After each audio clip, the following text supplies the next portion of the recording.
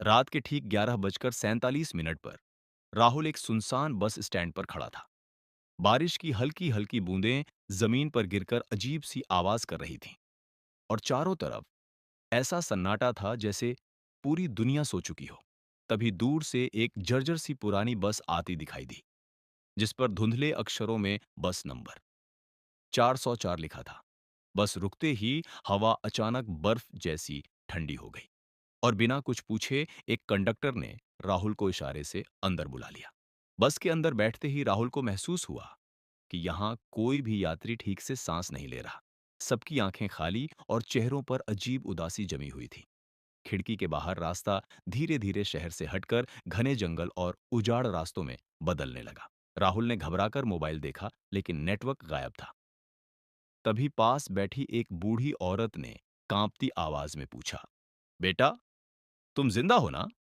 ये सुनते ही राहुल के रोंगटे खड़े हो गए। अचानक बस के फर्श से खून की बूंदें टपकने लगीं और किसी ने पीछे से फुसफुसाकर कहा, हम सब मर चुके हैं।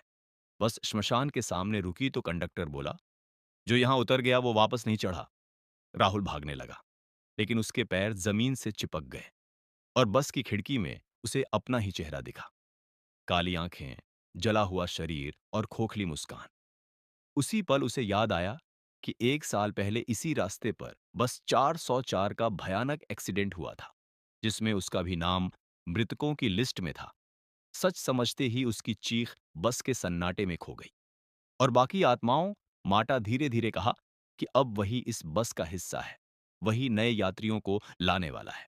और कहानी वहीं खत्म नहीं होती, क्योंकि आज भी अगर किसी बारिश भरी रात में 11:47 पर कोई आखिरी बस का इंतजार करे और सामने बस नंबर 404 रुक जाए, तो समझ लेना कि ड्राइवर के पीछे खड़ा वो साया राहुल ही है, जो अगला मुसाफिर ढूंढ रहा है।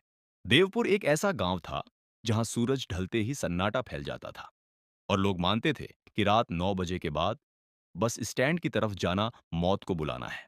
लेकिन रमेश नाम का एक लड़का, जिसकी वहीं पास में साइकिल रिपेयर की दुकान थी, इन बातों पर कभी यकीन नहीं करता था और रोज की तरह रात ठीक 9 बजे दुकान बंद कर वह सामने की पुरानी और सुनसान चाय की टपरी पर आखिरी चाय पीने चला जाता था, जहां बूढ़ा कल्लू चाचा हमेशा 9:17 पर चाय बनाता था।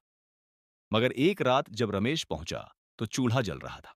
केतली उबल रही थी, लेकिन कल्लू चाचा गायब थे और उनकी जगह एक अजीब सा, बहुत गोरा और काली आंखों वाला आदमी खड़ा था, जिसने बिना कुछ कहे रमेश को ठंडी लेकिन भाप उठाती चाय पकड़ा दी। चाय पीते ही रमेश का सिर घूम गया और उसी रात से उसे अजीब फुसफुसाहटें सुनाई देने लगीं।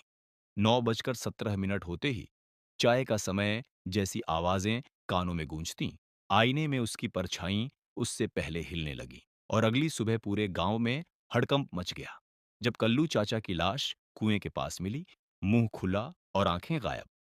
तब गांव के बुजुर्गों ने डरते हुए कहा कि वह आत्मा लौट आई है, जिसे 50 साल पहले यहीं बस स्टैंड पर जिंदा जला दिया गया था, क्योंकि वह मौतें देख सकता था और मरते समय उसने कसम खाई थी कि जो उसकी चाय पिएगा वही उसकी आंखें और रास्ता बनेगा। यह सच्चाई जानकर रमेश और भी डर गया, लेकिन उसने इस डर का सामना करने का फैसला किया और अगली रात 9:16 पर टपरी पहुंचा, जहां 9:17 होते ही केतली अपने आप उबलने लगी और वही काली आंखों वाला आदमी प्रकट होकर बोला कि अब रमेश उसका हो चुका है, क्योंकि उसने उसकी चाय पी ली है। और अगली सुबह रमेश कभी नहीं मिला। बस उसकी खुली दुकान और हवा में फैली चाय की अजीब खुशबू रह गई। और आज भी देवपुर में लोग कहते हैं कि रात 9:17 पर अगर किसी सुनसान जगह कोई अजनबी चाय ऑफर करे तो उसे कभी मत पीना, क्योंकि उस एक घूंट के बाद इंसान कहानी सुनाने वाला नहीं, बल्कि खुद कहानी बन जाता है।